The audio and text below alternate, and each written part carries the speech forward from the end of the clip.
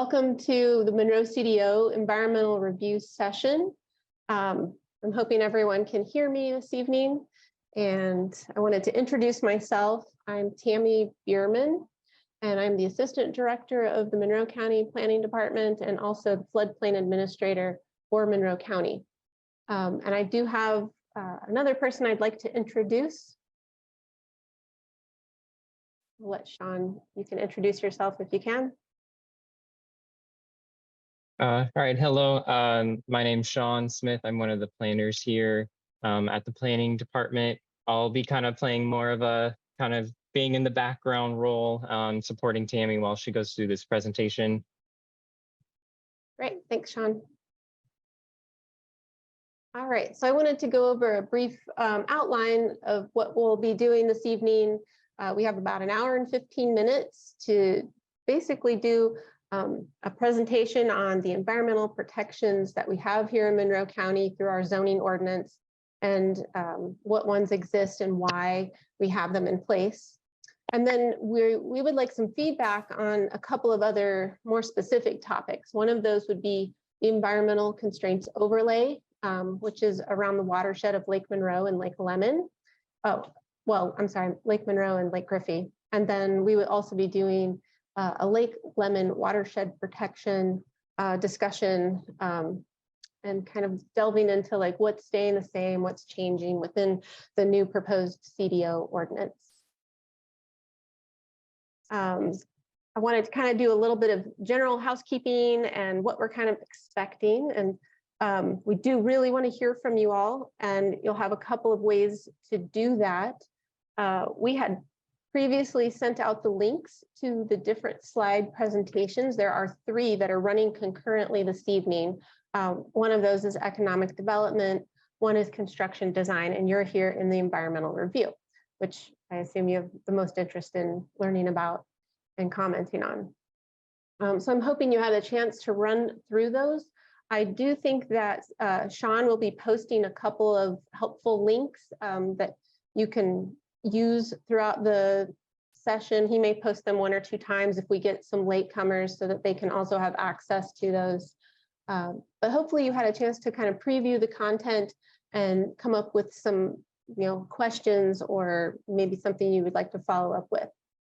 And then in this case, we're going to do our presentation pretty much fully up front and just kind of run through that without interruption. You're welcome to put things in the chat during that discussion if something piques your interest. And then afterwards is when we'll do some of that more back and forth discussion where you can raise your hand and ask questions, or you're welcome to submit anything maybe more specifically related to your property, your own personal property through email, or if you have a larger concept that you would like to convey rather than just through the chat or in a discussion. We are recording this session, and we will be, downloading the chat so that we can review these different comments that come in. We do find them important and want to hear the feedback from you all. A couple of other housekeeping. If you're joining from a computer, you have the option to press the Q&A in yellow. You could use the chat that's in red and make sure that you can place your different things in there, whatever your comments are, questions. And also then when we have the open discussion, you are an attendee at the moment in this webinar, but you would be able to speak if you raise your hand during the Q&A session. If you're joining from a cell phone, much of the same format, using the chat, you can raise and lower your hand. And then additionally, mute yourself when appropriate. And then finally, if you're joining from an iPad, again, we've got the different ways that you can either raise your hand for speaking or join in through the chat by typing in your responses or questions. One thing that staff thought would be helpful would be, if you wanted to throw your name in the chat right now, just so that we have we have a few names on here that we're not sure if they're your full name or what, but if you want to go ahead and throw your name in, then we'll have a record that you attended, and it helps us match up comments later on and maybe make them more relevant. So I'm going to go ahead and get started with the environmental review and kind of go over some of our current environmental protections that we have established in the Monroe County zoning ordinance. And just a brief description of sometimes what some of those are. So I was going to cover karst, and karst is kind of related to sinkholes, springs, caves. These are found mostly in the western half of Monroe County, kind of sprinkled all over in those purple dots. We have a few areas that are very dense. And what our ordinance currently does is we will look at the largest closed contour or the rim of a sinkhole, and then require a 25-foot buffer for that for any types of development, whether that is a driveway or a structure that is going in place. If it is a septic system, we require an additional 25 feet currently. We are working with the drainage board a little bit, trying to discuss, what other things we might want to think through in the future to kind of help protect this. Also, you are not allowed to fill in a sinkhole. If something like that does need to happen, there are variances that are required, drainage board approvals, because the hydrology can sometimes be pretty sensitive here. So why do we protect the karst? Sinkholes in Monroe County exist due to the limestone bedrock that's underneath us here. And that dissolves over time and creates different depressions in the landscape, caverns underneath, and then sometimes that hydrology kind of comes out through a spring. And we find that sinkholes oftentimes allow for stormwater to enter our groundwater very fast. And therefore, we kind of need to do that extra protection so that we're not just channeling drainage right from, say, a structure into these sinkholes. So that's why we provide these buffers and kind of restrict some of the uses and types of things that you can do in and around these sinkhole areas.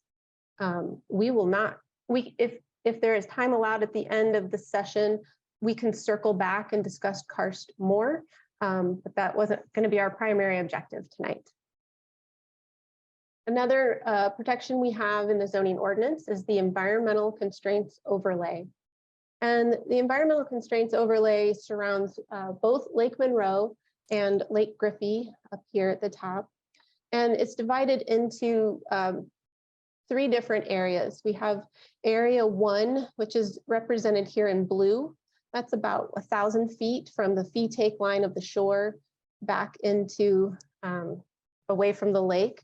And where that is we restrict development on 12% slopes or more.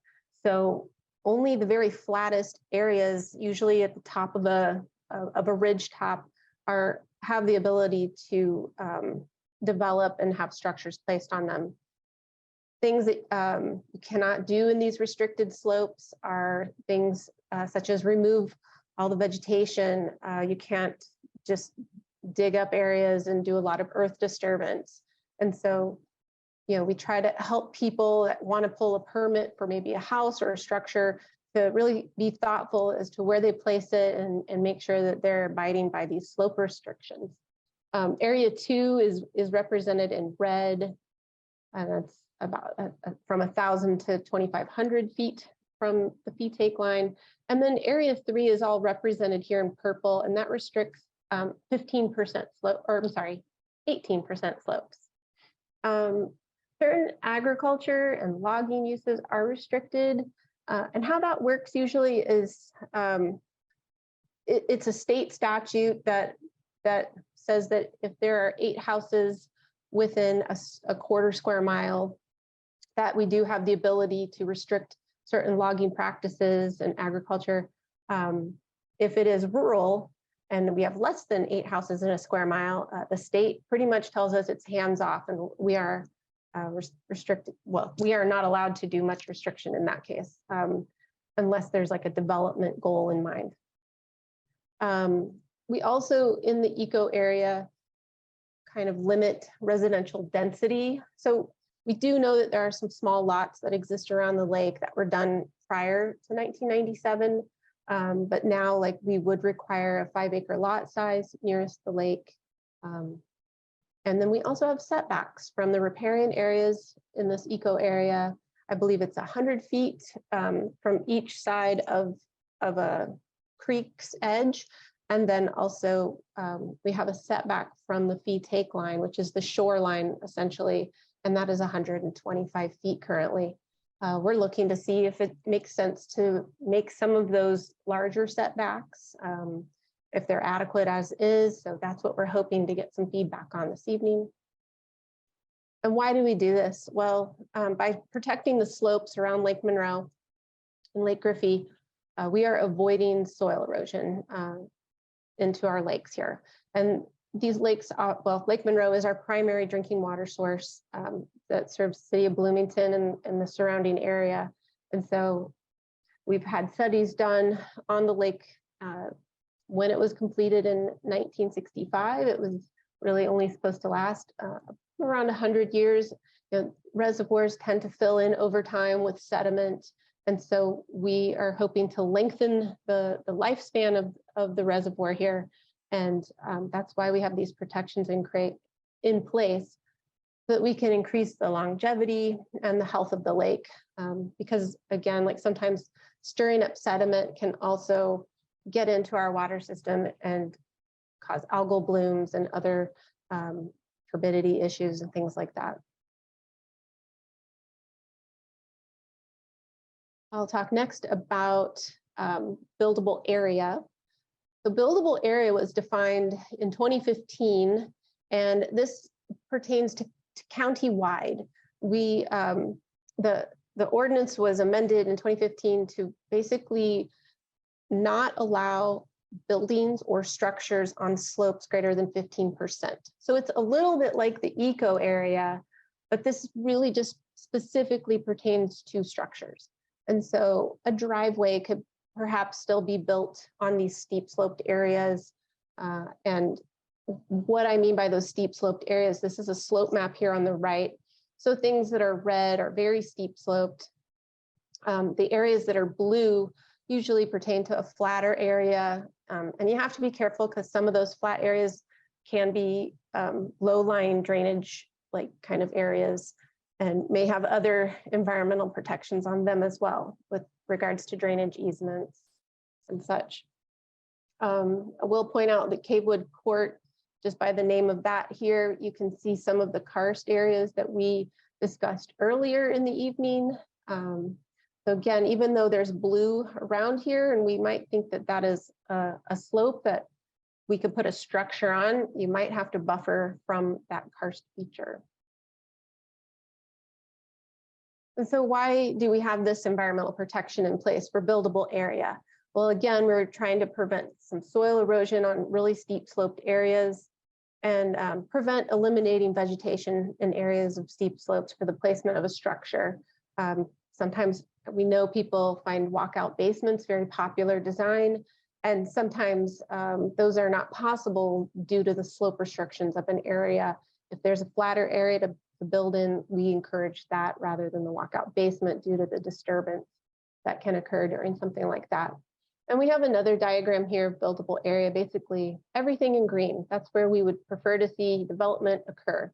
Not within a setback, not within a sinkhole, not within like a drainage easement or a floodplain, wetland, or riparian area, or these steeper sloped areas where the contours become really close together.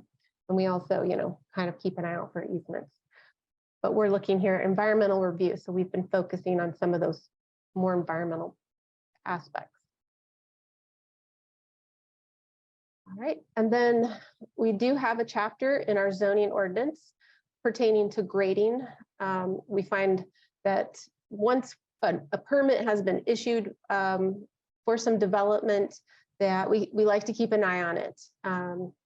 Restricted from grading some areas of properties. Like, so when someone's wanting a permit, we look at the eco area and if there's restricted slopes or if there's those caves or sinkholes on site, and even floodplain, which we'll discuss in a moment here. So we do require permits for grading purposes if it's a long driveway or you just want to like kind of put in a nice flat area in your backyard.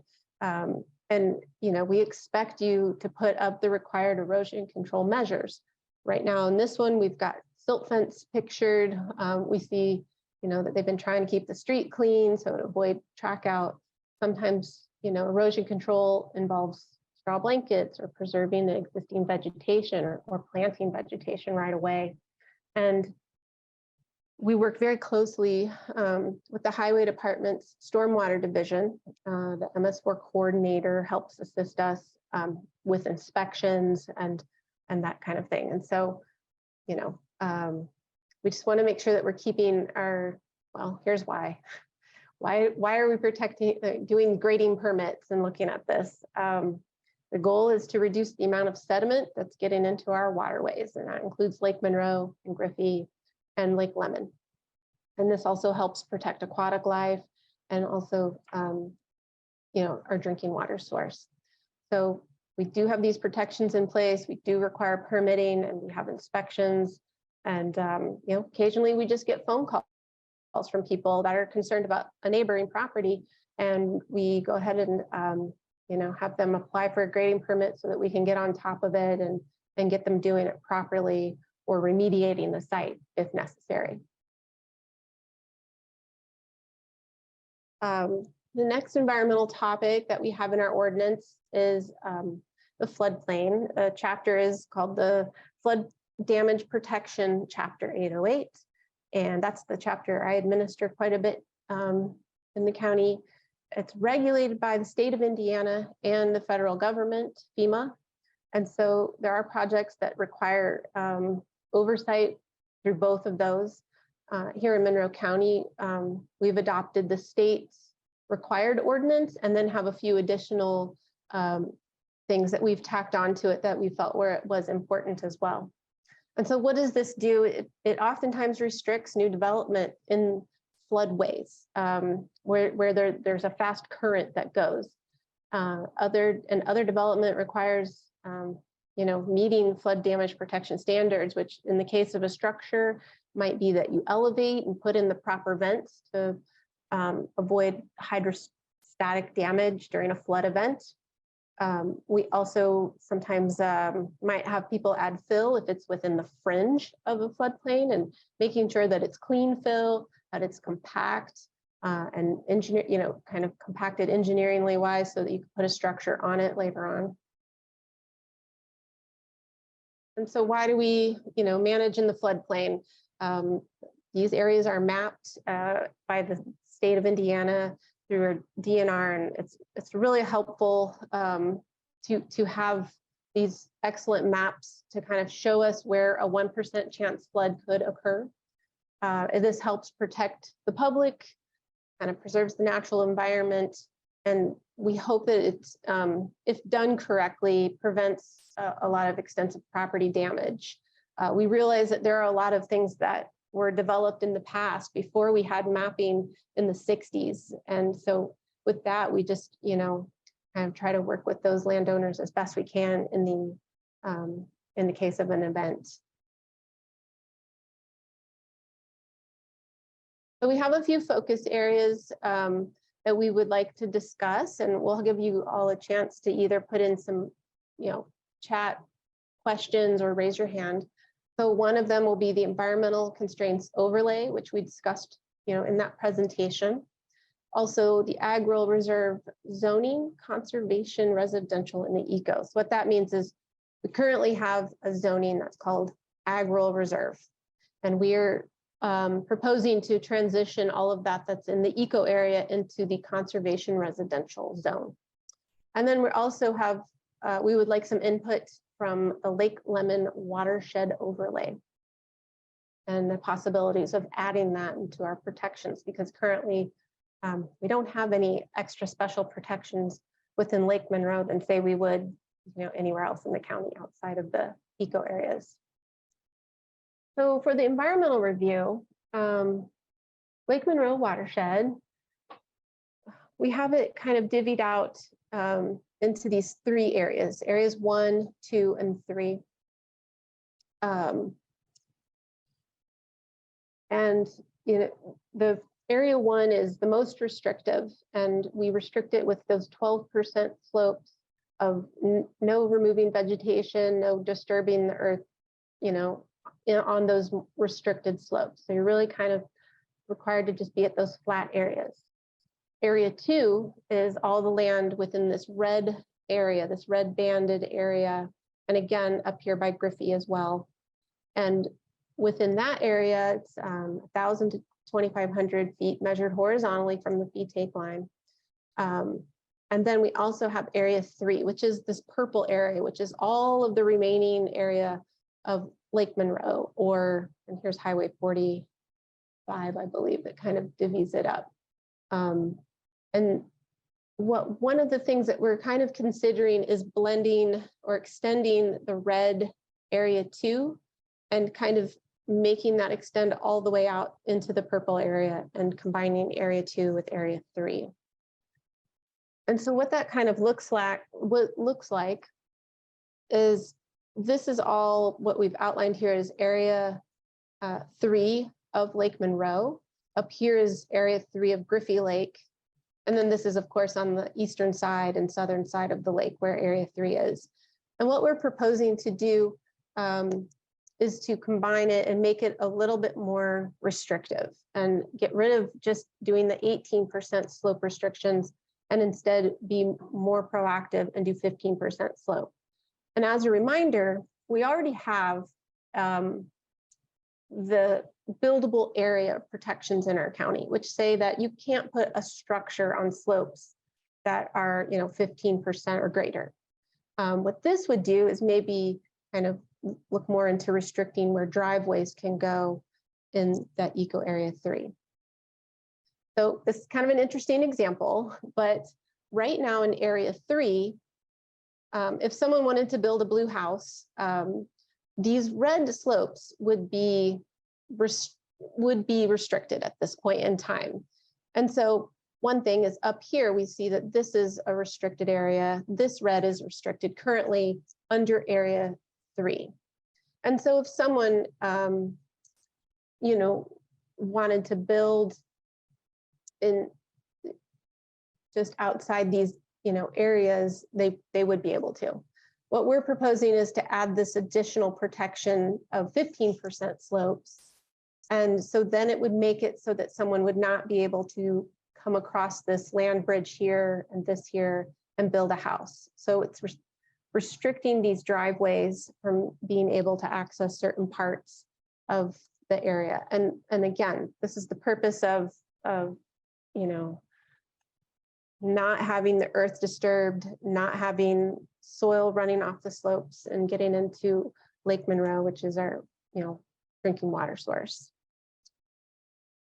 And so why should we consolidate areas 2 and 3? Well, again, we already have this countywide 15% slope protection that applies even in the Eco 3 for building structures. And we kind of hope that by consolidating the areas 2 and 3 and just have a plain flat 15% slope restrictions, that it would be clear to the public. The eco protection applies to driveways and other infrastructures such as underground utilities, whereas the 15% countywide protection only applies to structures like garages or homes. So I just do want to note that right now we're not proposing any changes to the eco area 1. That's the 12% slope protection. That would be staying in place. And area 2 currently we're hoping staying in place, but maybe then expanding it. We would like to get some feedback from you all. And so at this point, if anyone would like to either raise their hand or perhaps put a question in the chat, or even, I'm hoping people are putting comments in the chat at this point. This is some time for feedback. So Tammy, I think we had one question from Terry Amsler. okay. She said,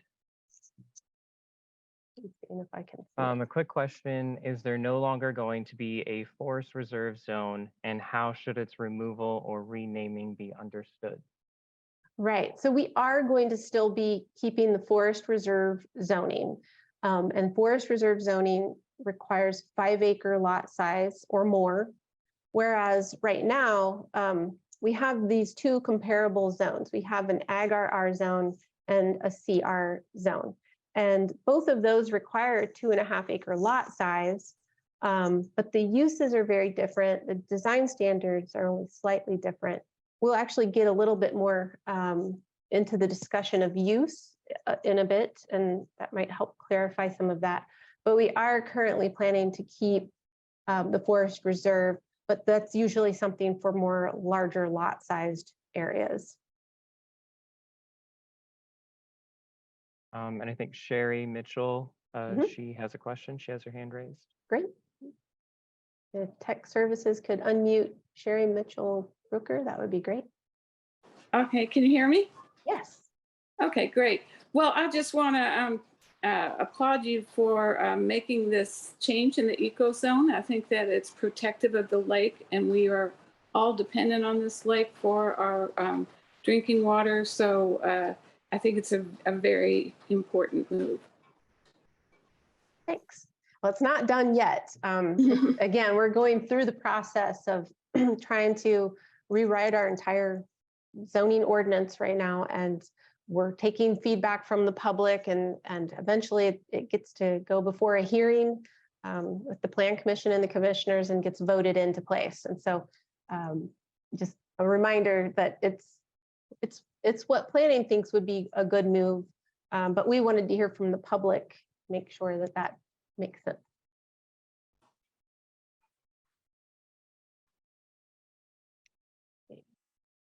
I think, is there anyone else who would like to raise their hand and leave a question, comment, concern?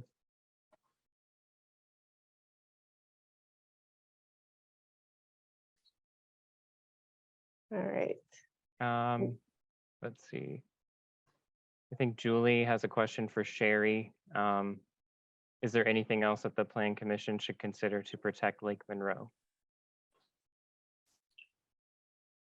Am I still unmuted? Yes. We can hear you. Oh, okay. Well, yeah. I mean, there were. I was going to save some questions for when you talk about the changes in the uses, because I'm really not clear on this change from the agricultural reserve to the CR zoning. The most important thing is, as you said, to keep that sediment from getting into the lake, but also water quality concerns.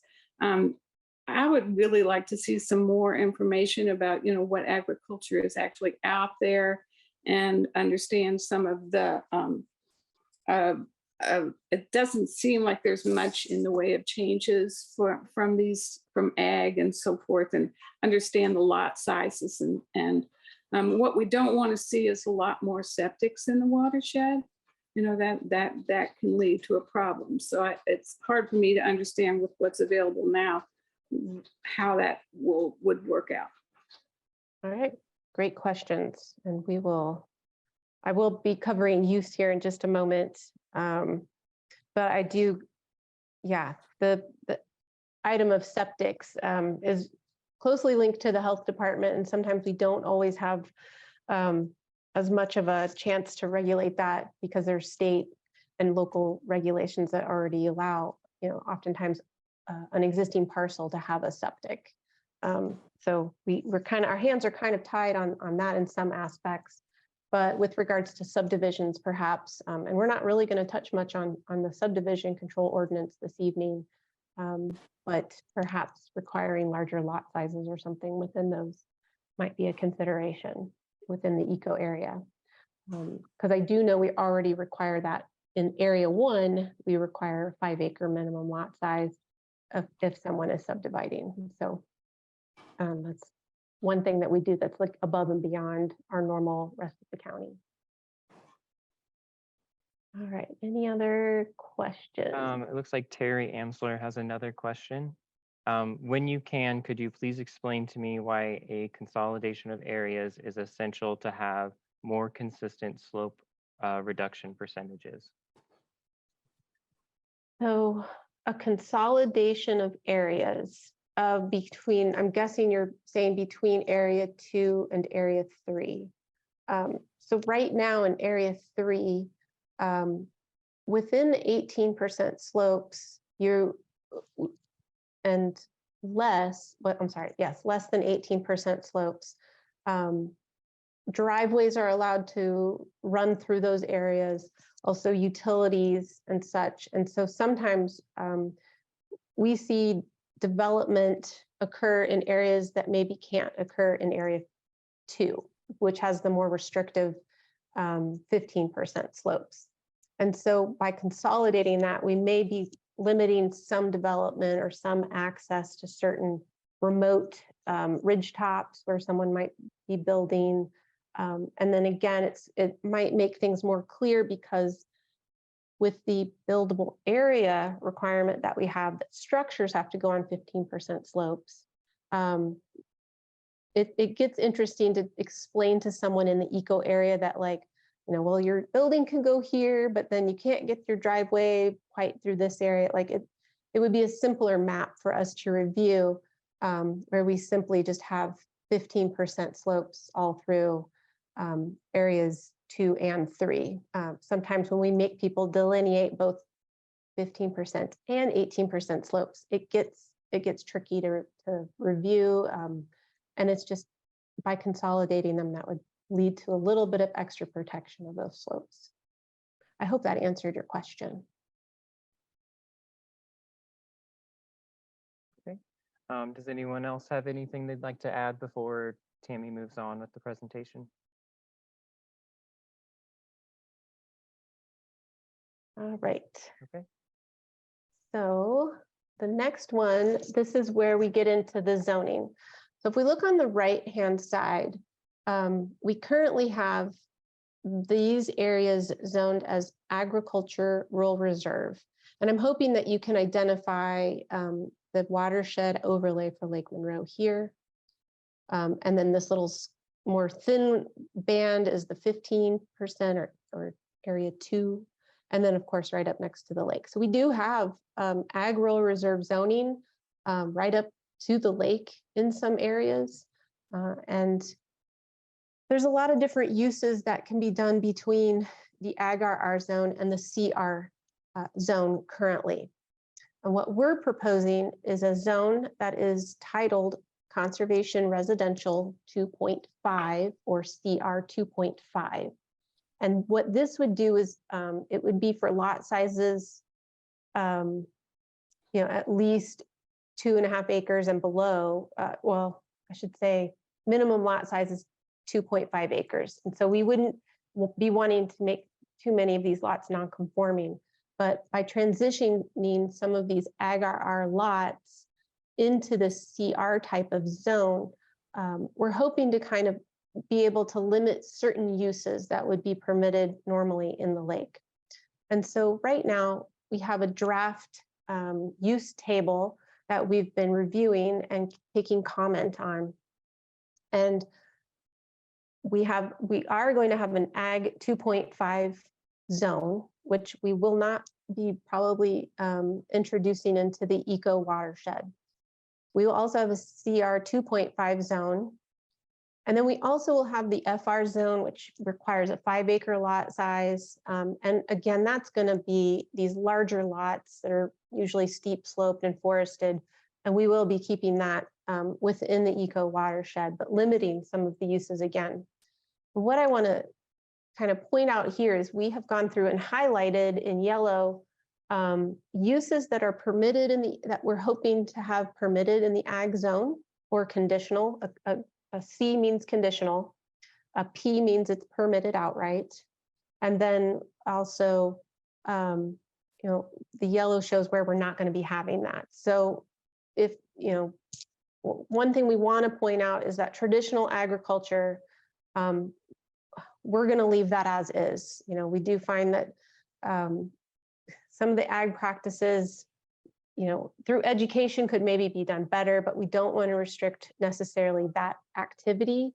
However, we do have an intensive agriculture use, and that will only be conditional in the ag 2.5 and not be permitted at all in the CR zone.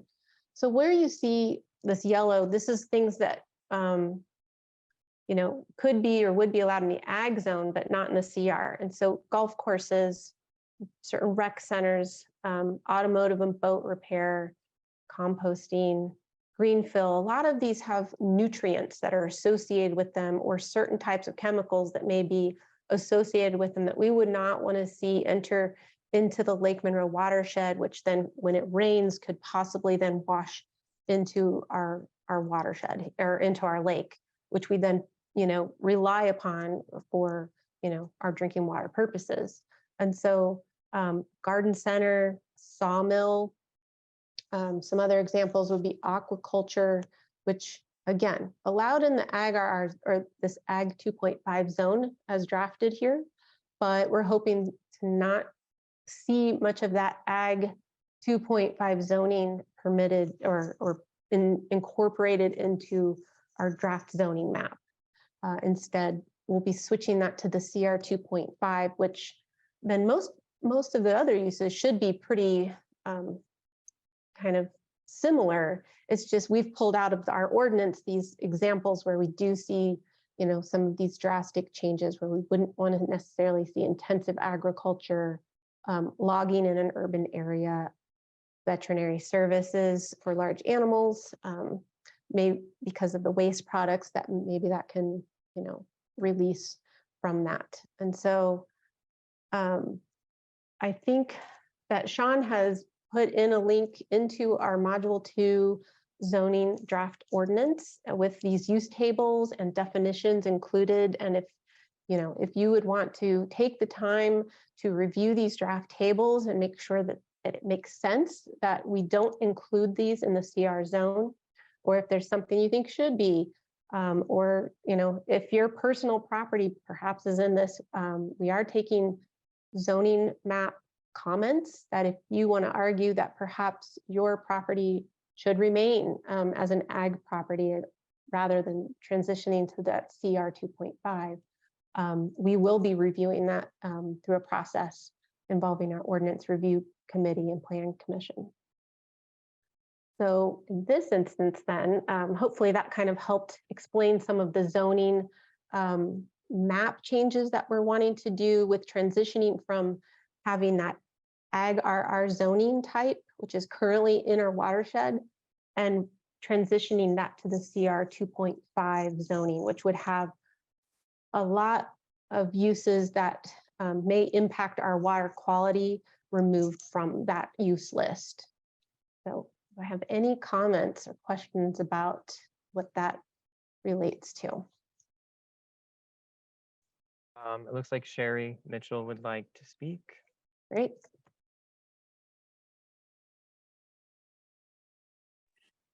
I have some confusion about what's being converted to what. And so in the existing ag, what is the lot restriction on that?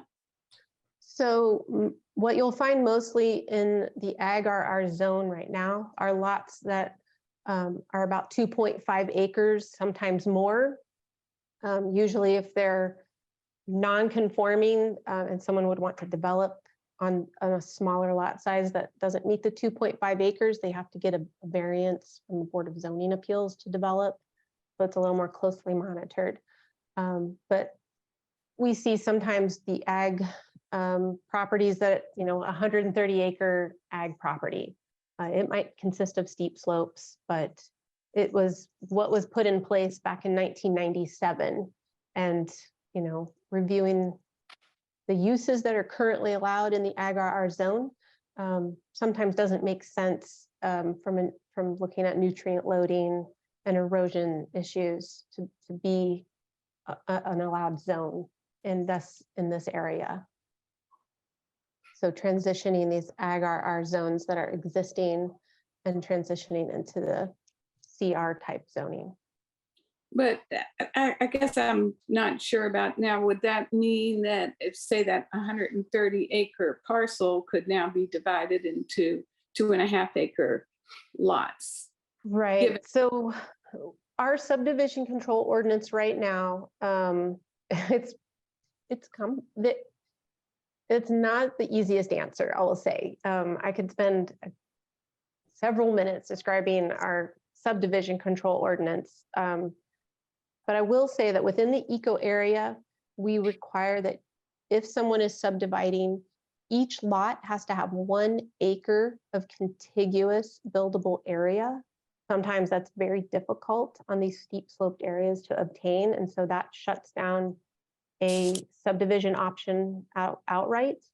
The only options that we have in these areas really for subdividing without access to the sewer is the minor subdivision process or the sliding scale subdivision process. And those limit subdivisions to 4 lots or less. And so that's kind of the short answer. Minimally, if you're using septics in this area, you have to have at least a 10-acre lot size, like a 10-acre parcel to even consider possibility of subdividing. And sometimes these 2.5-acre lots, 5-acre, 7.5, they just don't have it. We wouldn't even consider that for a subdivision process, even now. So I'm hoping that maybe helps explain. So like rather, we already have a CR zone and we have an Ag-R zone in the watershed eco area. Both of those to some degree have a very similar subdivision capability, with the exception of being in this eco area, you have to have that 1 acre minimum contiguous buildable area per lot. Well, would it be possible to get a map that shows actually what's being converted to what? So color coded according to the change? Yeah, so that's a complicated, we might be able to come up with something like that. And that's a good comment. And I can see if I can't work on something like that. We are basically, we currently have about 47 zones in our ordinance. And we are trying to streamline that down to maybe 14 or 15 zones. And so some things are not going to be like a one-to-one color change. In fact, our colors are even changing. We're wanting to have our zones match more of the national APA standards. And so we've been trying to kind of produce certain tables. I think one of the other slides that might have been economic development has a table within it that shows the transition of how many acres we have of one zone to another one. That might be of some assistance, kind of visualizing that. But this was just one example that we picked. And we picked it specifically because it was something where we thought the use table was changing enough in the new draft ordinance to kind of reduce that nutrient kind of loading in the system and sediment type of thing with the use tables. And so we're just using this in the PowerPoint here as kind of a main example of what we're doing as a added environmental protection.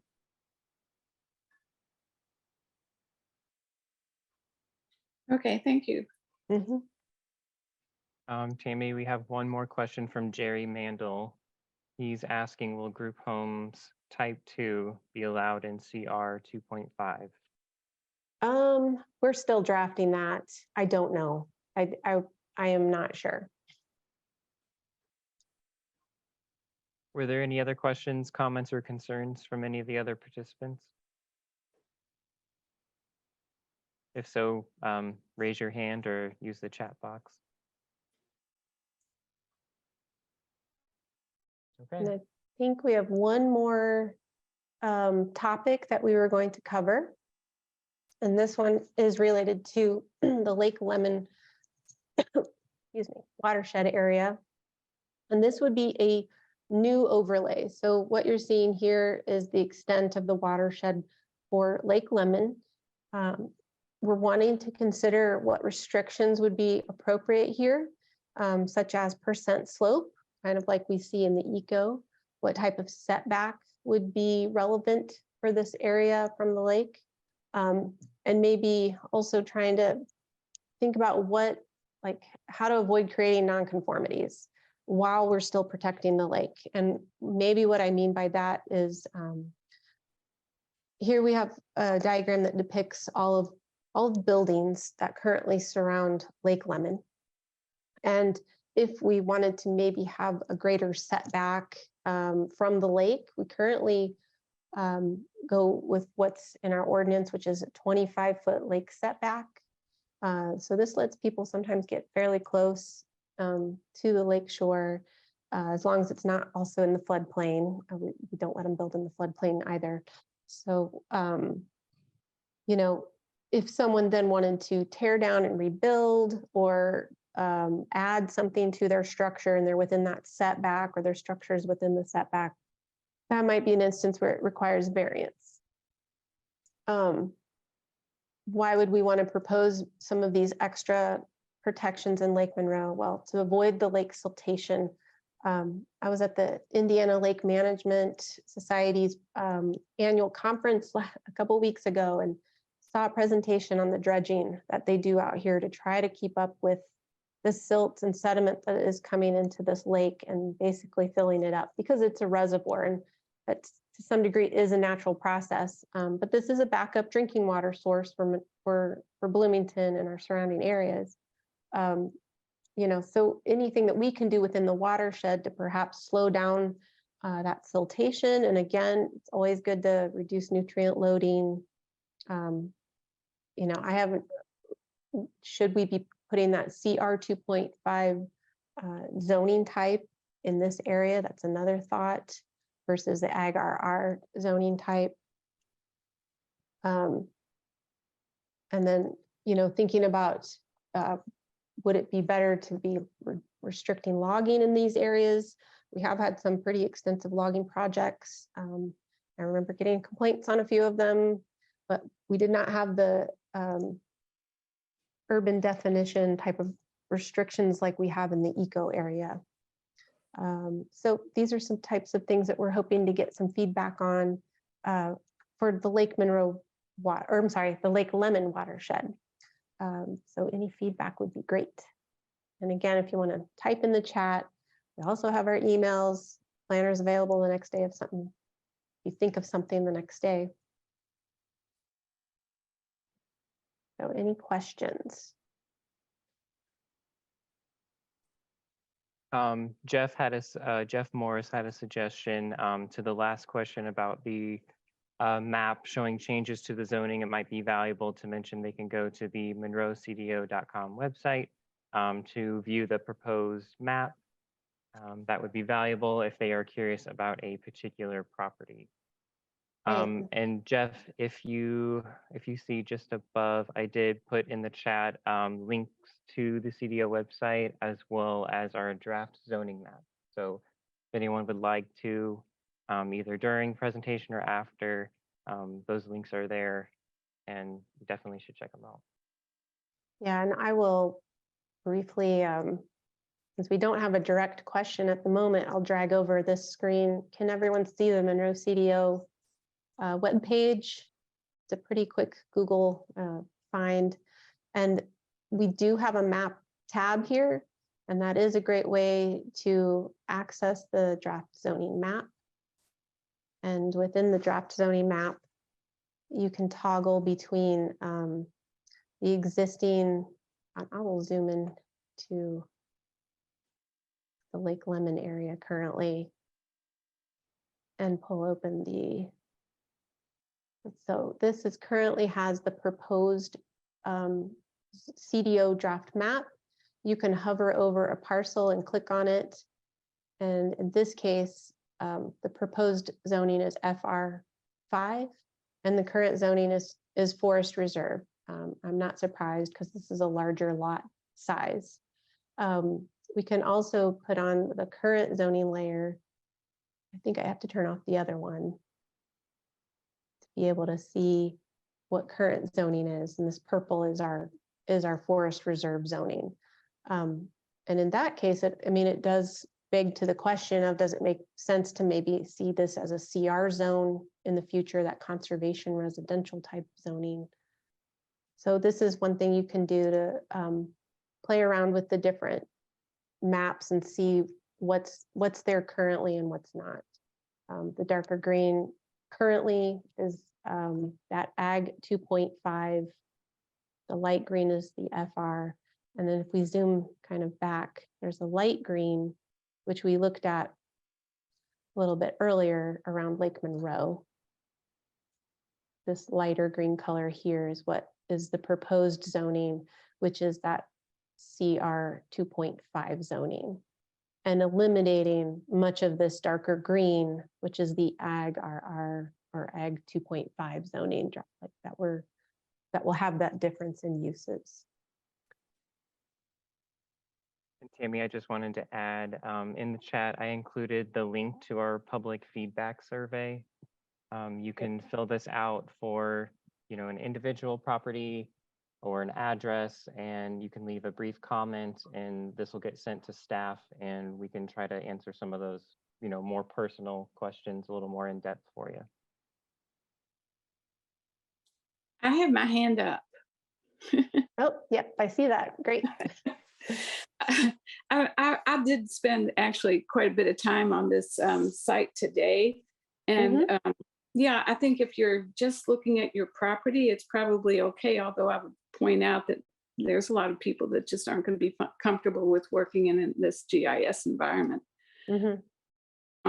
Also, then for someone like me who's looking at, the effect on the impact of the lake, I was finding places where they weren't telling you what the previous use was. And oh, interesting. There, and like I said, I really wanted to get, if you could make available the shape files for those. I do GIS myself. I could do that. That sounds great. I also am wondering why. Well, also two things. One, are we going to have an opportunity to give more feedback about this as time goes by? And then, okay, go ahead. Yes, I think we will be continuously taking feedback. We are currently working within Module 2 of the CDO ordinance, and at some point we'll be working in Module 3, which will deal more with some of the design standards for like landscaping and parking. But we're never going to not just shut down taking comments and looking back at Modules 1 and Modules 2. I mean, eventually we have to make sure that they all fit together. And that they all kind of make sense for our area to adopt and utilize in future development of the county. And I guess that was, without seeing, more about what is changing to what, I'm wondering why a lot of this area is going from Ag to CR 2.5 instead of FR 5.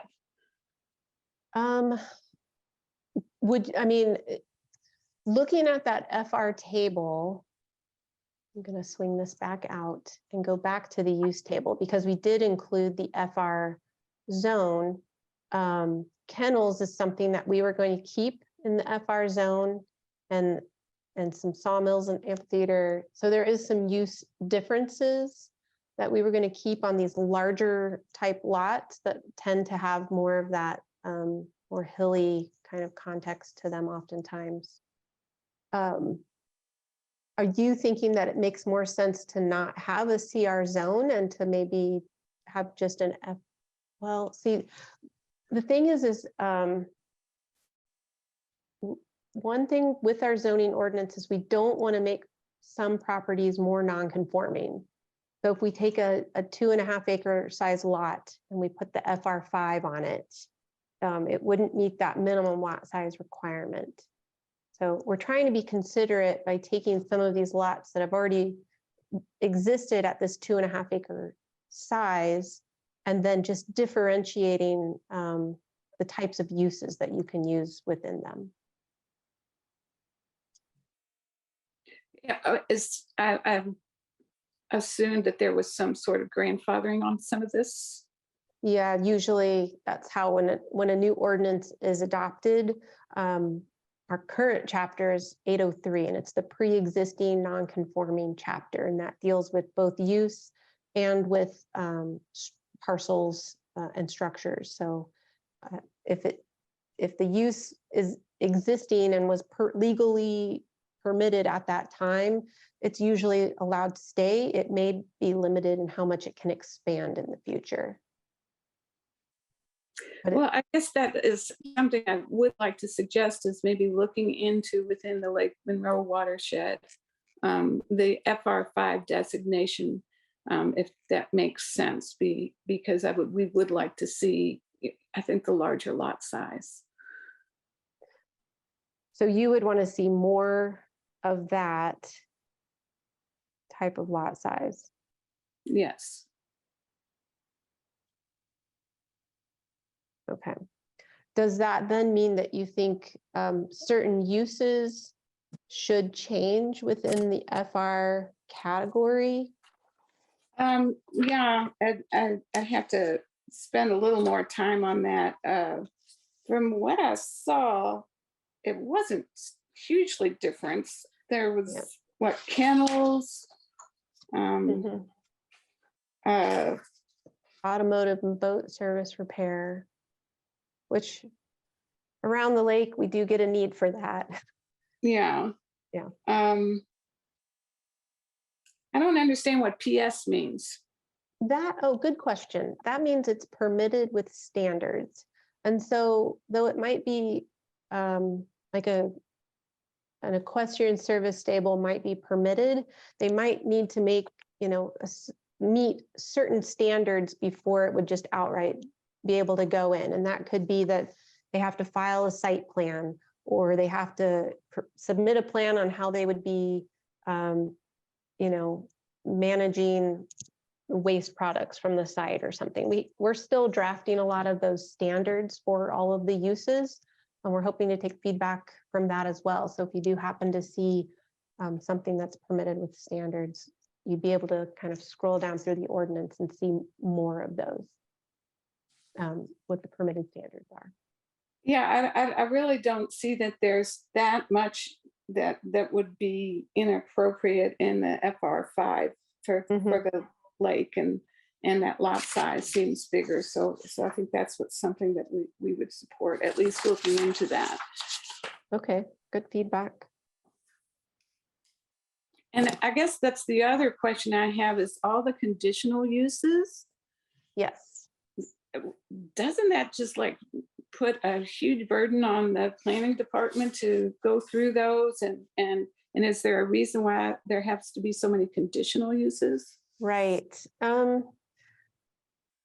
Usually that's the Board of Zoning Appeals process, where if someone's proposing a use, such as like a green fill, there's a couple of reasons why conditional uses are kind of nice, in that there is neighbor notification, and we can get input from the public at those BZA hearings, and sometimes get more details from the neighbors as to if there should be an extra condition put upon that use, or an extra buffer or something to that effect.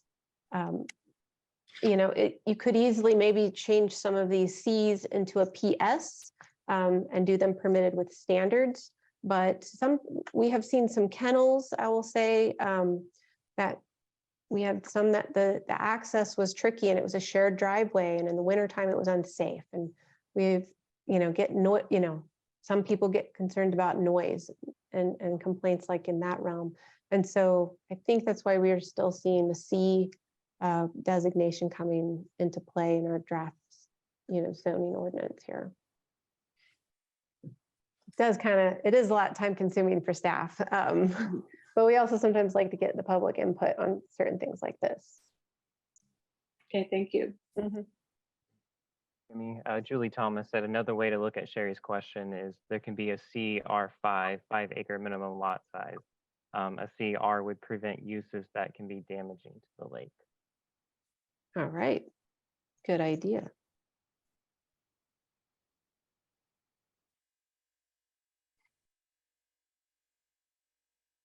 Thanks, Julie.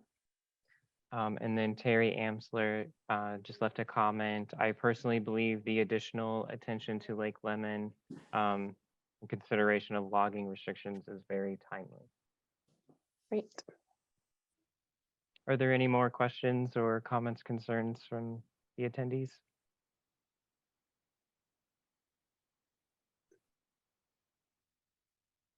And Sherry, you don't have any more questions, right? No, just that I would like to see that map or shape files and get some extra Okay. information. Great. We'll try to work with you on that. I'm pretty sure we have your email address and we'll reach out to you either through our GIS technical services or possibly Anne might be able to assist. We'll look into getting you those files. Okay, great. Thank you. Mhm.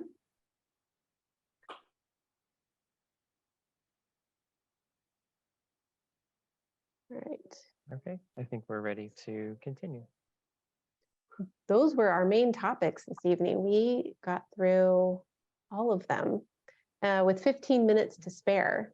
So I am open to if anyone wants to circle back to something that was previously presented. I know we weren't really trying to take a lot of comment from karst related topics and also floodplain or things like that, but happy to circle back to any of the other things that maybe we didn't get a chance to touch on.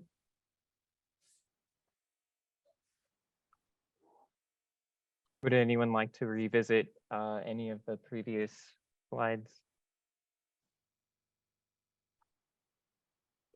And Sherry, you still have your hand raised, so I'm not sure if that Oh, means... sorry. No, that's okay. Okay. Well, I do want to thank everyone for participating and adding comments to the chat and and speaking as well. Again, these are all going to be recorded. We've been taking some notes, and so we'll try to incorporate that into our draft map. We'll keep you posted for when we have additional public meetings, and you can always visit Monroe CDO website as well. And I know Sean provided a lot of links that you can use as resources. And again, we always have a planner of the day on staff, and you're welcome to call in and express any other ideas that you might have on the ordinance as well. All right. Okay. And I see, yes, Julie is. And yes. Julie saying anyone can comment on the proposed zoning for any property, FYI. Good comment.